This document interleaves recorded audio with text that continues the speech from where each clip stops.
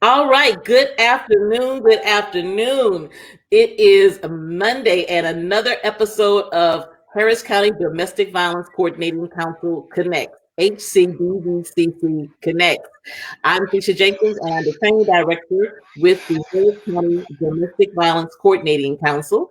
And each week, we are bringing you conversations with some amazing programs in Houston and surrounding Harris County. And this week we have a treat. We have a program out of Austin that we'll be sharing with. And just as a reminder of what HCDVCC Connects is, our goal is to connect system and community members so that survivors of domestic violence can experience greater access to services and safety through collaborative efforts. So we're going to get right into it. And as you come in, do me a favor and say hi. Let us know who you are, where you are chiming in from. And this is extremely interactive. This is a conversation that we have each week. So if you have thoughts, you've got questions, go ahead and put them in the chat box. And we also have our amazing Rebecca, who is our chat box moderator, and she'll be capturing all the great nuggets that will be spoke during this conversation. So with that, let me go ahead and get us started. I have with us from Safe Place in Austin, Barri Rosenbluth. And I've had the pleasure of knowing Barri for well over a decade. And I think we probably hadn't spoken about more than that because we hadn't actually spoken in probably about 10 years, so probably about 20 years. And through a mutual contact who was actually here on the platform this summer, that's how we reconnected. So I'm glad to have reconnected with you, Barri, and so glad that you've agreed to be here to share about some of the amazing work that's happening at Safe Place in Austin. So would you please introduce yourself to our audience today for those who are watching now and who will watch the replay? Thank you, Keisha, and hello, everybody. I'm Barri Rosenbluth. I'm the Senior Director for the Expect Respect program at the Safe Alliance in Austin, Texas. We used to be called Safe Place, and then we merged with the Austin Children's Shelter, and we have become a comprehensive agency in Austin that exists to stop abuse for everyone safe. And we serve survivors of child abuse, sexual abuse, and exploitation, and domestic violence. And we're dedicated to preventing all of these crimes and creating a more safe and just community here in Austin. I'm really pleased to be with you today on the show and look forward to the conversation. Awesome. And we got started with this conversation probably about maybe 2 months ago, when we got reconnected.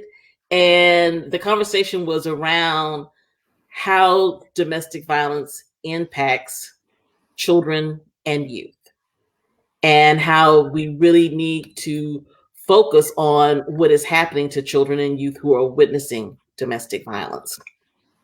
So if you can, just give us a little background about your work and the work of Safe Place in meeting the need of the young survivors in these situations. Well, Keisha, most of our clients, like shelters all over the country, serve a lot of children, more children than adults often.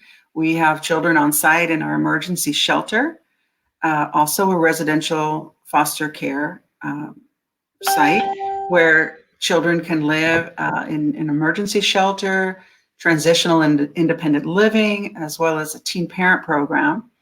There are also children living in our supportive housing agency, apartments next to our resource center, and children in the community who are getting services both at Safe with a parent or caregiver, and also through Expect Respect. Safe Alliance works with children in so many different ways, but our primary mission is to help break the cycle of violence and abuse in their lives and give them skills and support for building healthy relationships of their own. Wow. And so you've said a lot, and I'm thinking in my mind that that's like 3 different topics I want to do a deeper dive with you. I believe you said that there is there are services available for teen parents, correct? Yes, so all ages, and especially those, young women who are pregnant or parenting and homeless due to violence, removed from their homes by CPS. And we offer a cottage in an environment where they can live and learn to parent and to increase their own safety and the safety for their children. It's a wonderful program. I failed to mention too that one of the unique things that SAFE offers is an on-site school, K through 12. So children can, in any of our services, residential services, can attend school on site. Wow. And I may be mistaken, and if someone here in the chat currently or will watch the replay, I believe that Houston Area Women's Center also has an on-site school. I'm not sure. And so that's something to look into. However, again, I want to go back again to the whole idea around teens, because as far as I know, I don't think locally there's a program that caters to teen parents. In fact, this actually became a big conversation about a year or two ago about when an unaccompanied minor comes into shelter. And so I think that is a service that really needs to be more explored. Your thoughts? Absolutely. I mean, what a vulnerable group to have the responsibilities of parenting, but to have maybe not had the best role models or support in your own life, and how much you need to learn and how much support you really need to become a good parent. Right. So talk to our audience about some of the programs that we're going to get to. Expect Respect, which I am familiar with, and it is an amazing program. And it's actually in the chat box. It should be. I'm going to click over here, make sure it's there. Yes. So at the very top, for those who are watching now and those who will watch the replay, in the chat box, there is a link where you can go and get more information about Expect Respect. It's a one-pager. And then definitely Barry will be sharing with us a little bit more in detail throughout this conversation. But talk about breaking that cycle of domestic violence, that cycle of violence in relationships, and what that looks like, and why you are so passionate about it. Because I can remember the day that we were having the conversation that I could feel your passion about this topic. I do feel passionate about this because this is a preventable crime. We can prevent dating and sexual violence. If we learn it, we can unlearn it. And nobody wants to grow up and become a victim or a perpetrator. We know that children are not striving toward that life, and yet it happens to so many. So there are things that we can do and that we have to do as adults in our homes, in our schools, after-school programs, faith communities, recreational. There's a role for everybody. We all need to be a positive adult role model for relationships. And that starts with treating kids with respect. It means amplifying their voices and giving them opportunities and encouraging their leadership so that they can influence their peers and others and make lasting changes in the world. And that's where we're going to see reductions in dating, domestic, sexual violence, and exploitation. It has to begin with them, and they're eager and ready for the challenge. It's just up to us to start the conversation. So I am passionate about that, and I'm so glad that you invited me to talk about that, because I think with all the crises in the world, especially now during the pandemic, we forget that there are young people who are learning from us all the time. Yes. And we can make positive change in every interaction we have. Exactly. So one thing comes to mind, and then I'm going to segue us into talking more about Expect Respect. Definitely children and young teens are being impacted. I don't know if we talked about this at the time on that day we talked. However, there was a story that came out that one of the young people on the first day of school, when school first started back in August, as a matter of fact, the young girl mother was shot on the Zoom. Mm. You remember that? And so Mhm.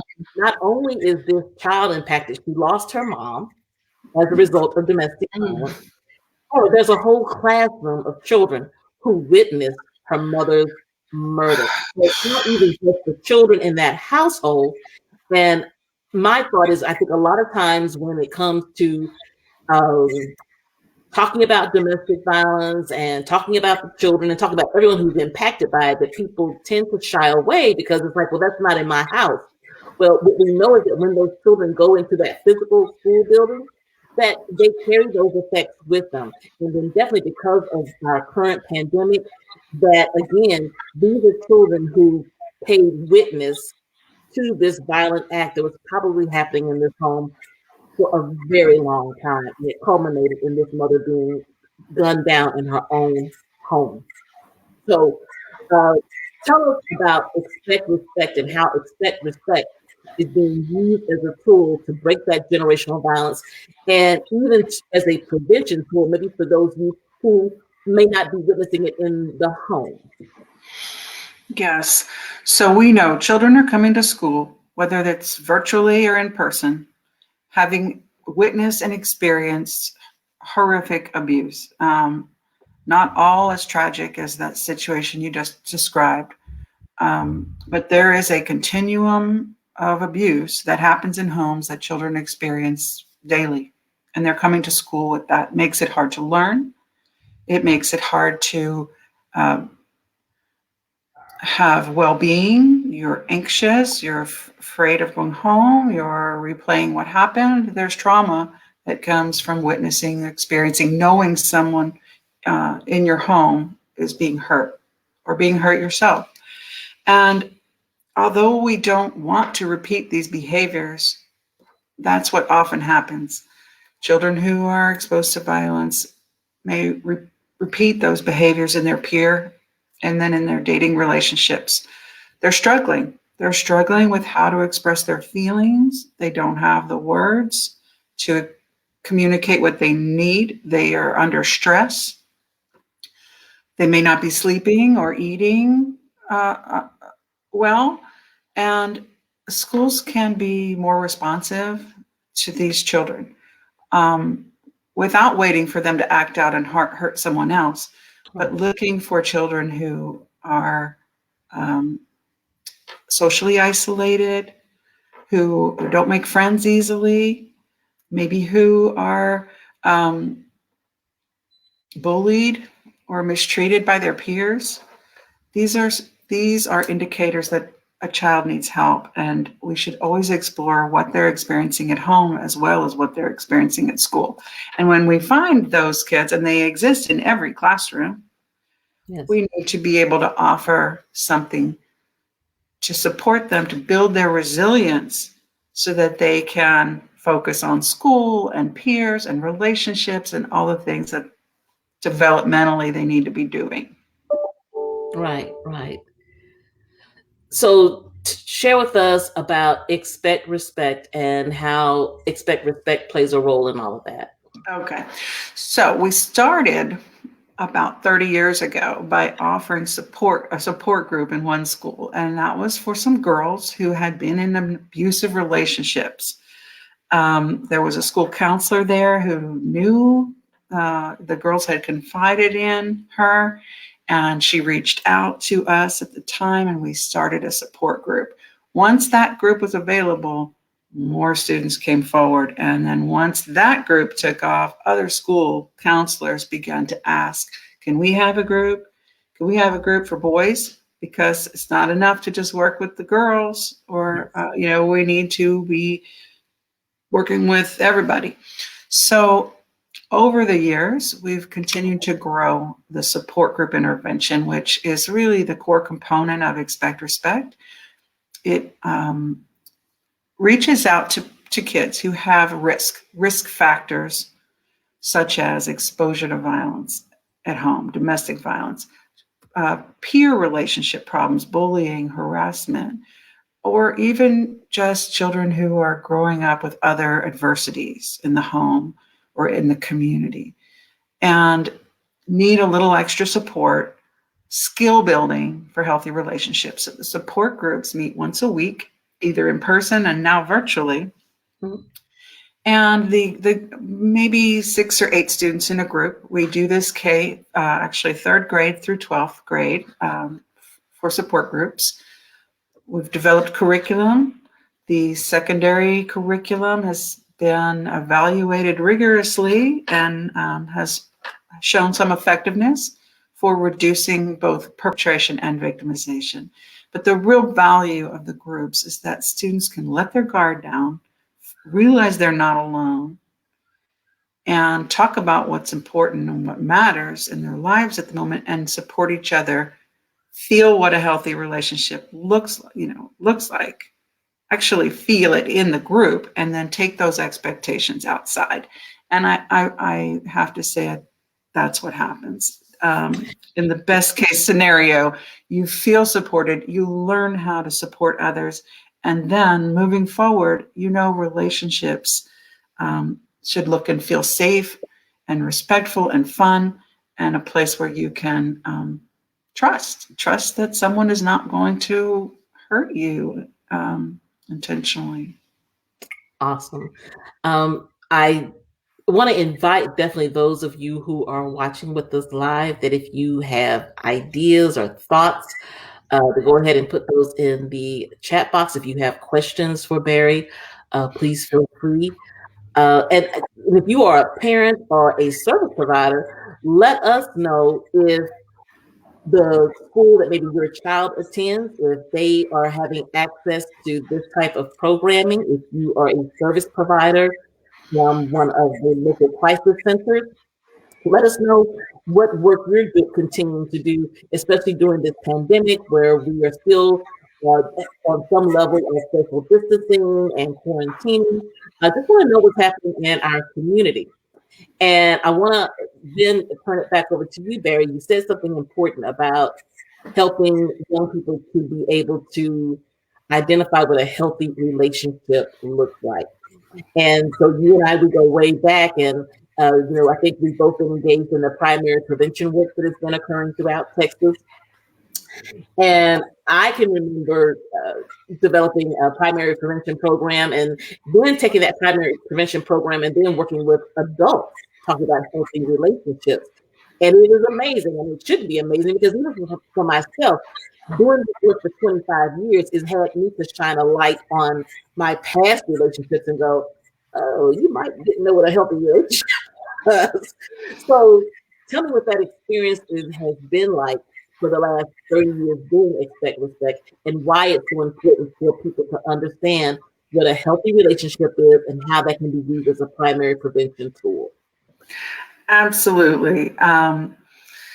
There's so much I want to respond to about what you just said. And the first thing I just want to mention is it doesn't end when you become an adult, does it? We have to continue to learn how to have healthy relationships throughout our lifespan because things change and our relationships change, we change, everything changes. And so being in this work has really taught me that this isn't a lifelong process. It's really rewarding to do it with teenagers because that's what they're most interested in at that moment, is having a relationship and friends and making it work.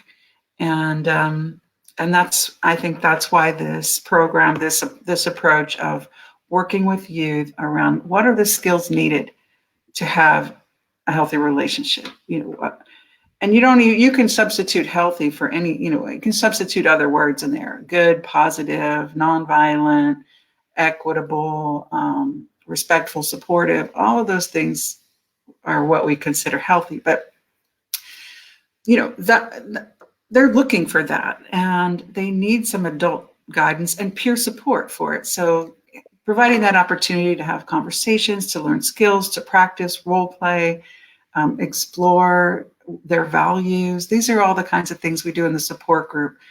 It's primary prevention in that many of the young people in our groups, they have not been in a domestic violence. They're not adults. They may have had unhealthy or controlling, abusive peer and dating relationships, but we're trying to prevent them from becoming adult perpetrators and victims. And so I think if we get bogged down in thinking, oh, primary versus secondary versus, the point is everybody needs support around healthy relationships, especially those children who have not grown up seeing what that looks and feels like. One of the things I like to mention is if you're growing up with violence or abuse at home, you're not only seeing the bad stuff, you're not seeing the good stuff. So you're not learning how people manage their emotions when they're upset, or how people express what they need in a positive way, or how people move on from a fight or agree to disagree. So there's a lot you're not learning about relationships if you're in a home with abuse. And I think doing that in a safe, confidential setting for kids who've already experienced some abuse makes it a little safer for them to share what's happened for them, and a little easier for them to heal from the trauma of that. But all young people need support around healthy relationships. And so in addition to our support groups and counseling, we also offer some school-wide educational programs, including youth leadership groups, and that's really important. We need to help young people find their own passion around relationships and what they want them to be like for themselves and their peers, and we need to help support them in speaking that truth to others. I think the youth leadership work and the educational theater work that we do through our program creates a safer and more respectful school climate. And that's important for everybody, not just those who are coming to school from homes with abuse, but for everyone who's learning about peer relationships at school as well. Wow. I want to say it was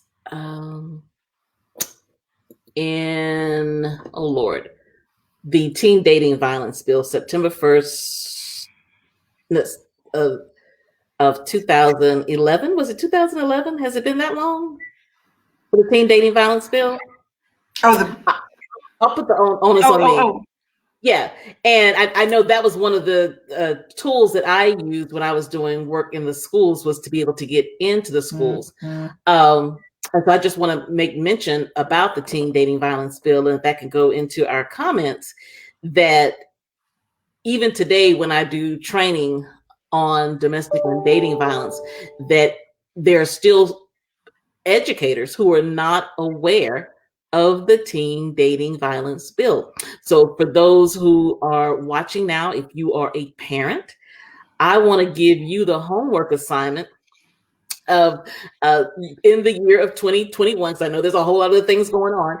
I want to encourage you to contact your school and ask about the teen dating violence bill that said that schools are to provide education to their students, to the teachers about teen dating violence. And here's the thing, is that programs like Expect, Respect, and other community outreach work are a part of that piece of legislation to what? To break the cycle of violence.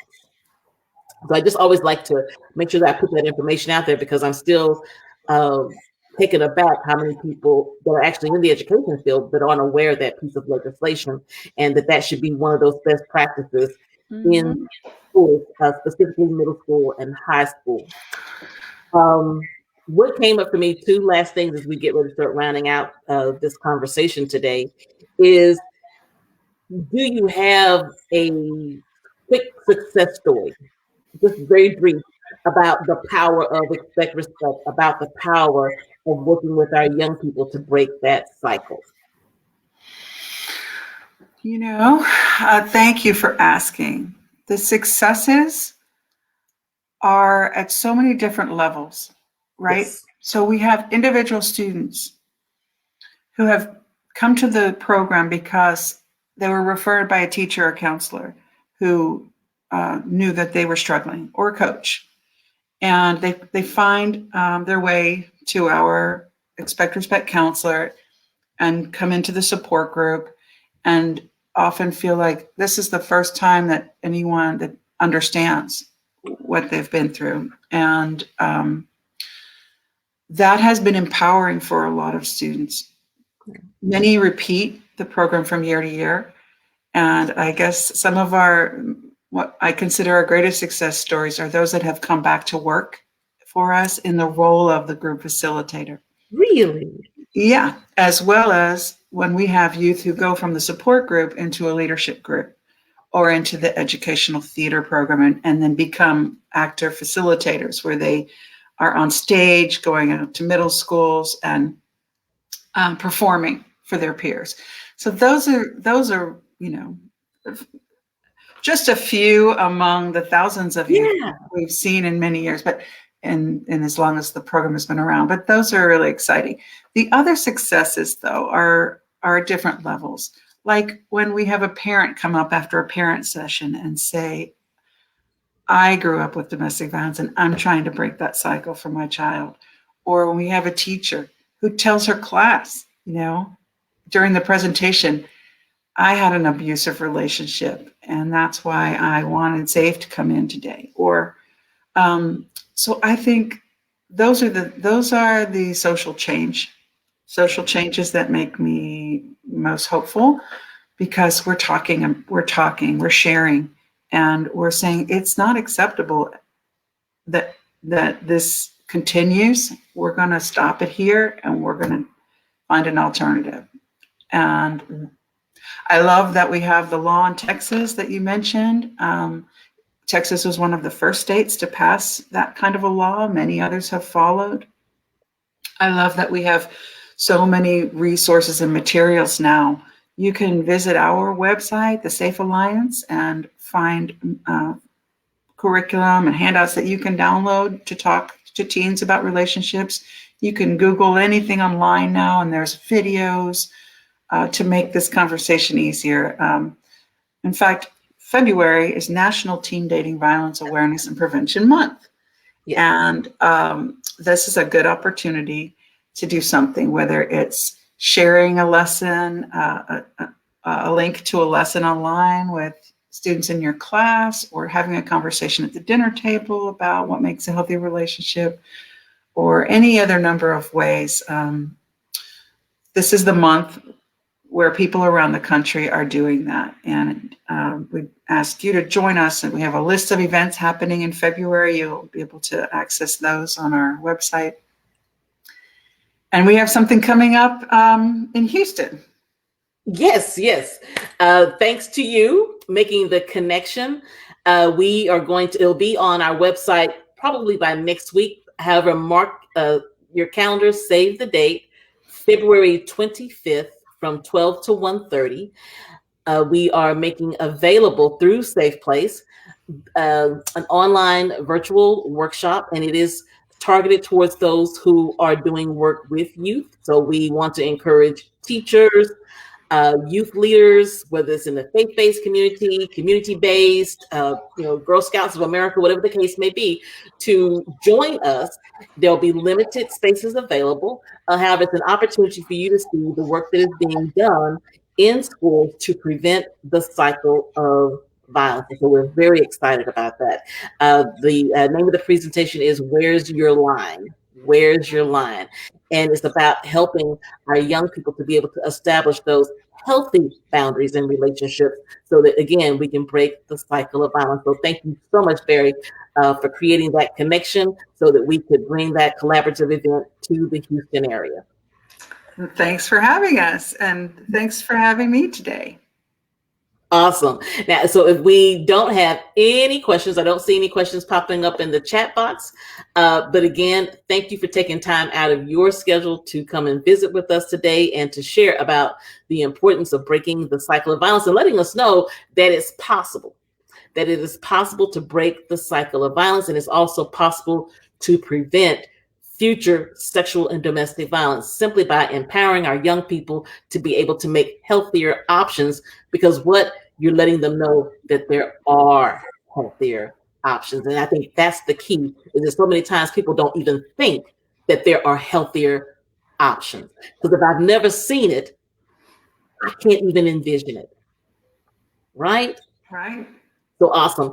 I see Onika Mars is with us.